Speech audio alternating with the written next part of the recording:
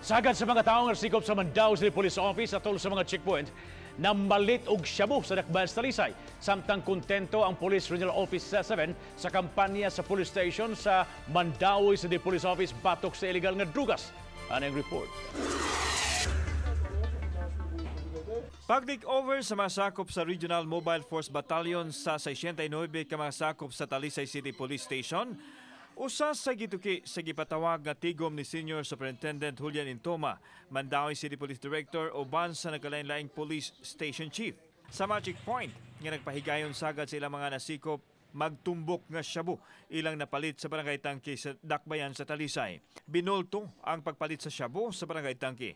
Dadon sa Dakbayan sa Sugbo aron poston o ginagmay dayon dadon sa Dakbayan sa Mandaue ug Lapu-Lapu. Ang ilang mga kontak dire, mayon ato ang Mandaue kay nag-relax sa Mandaue kay kuan naman nga ko nga utob sa mahimoro natong i-sustain nga effort na atong makita nga dili dire ang source. Samtang way nakita ang rason si Intoma nga masusama sa Talisay City Police Station ang pipila ka mga police station sa Mandaue City Police Office.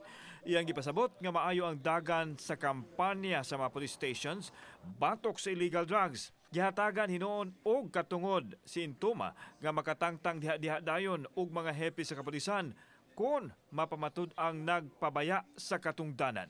Nga ana deliver pak na sa Gubiaw mo na mo ang nakita sa mga dinakpan sa karon tanan-tanan nga mga dakpan except yung madiay gikan sa konsulasyon kadaghanan gikan na gyud Cebu City.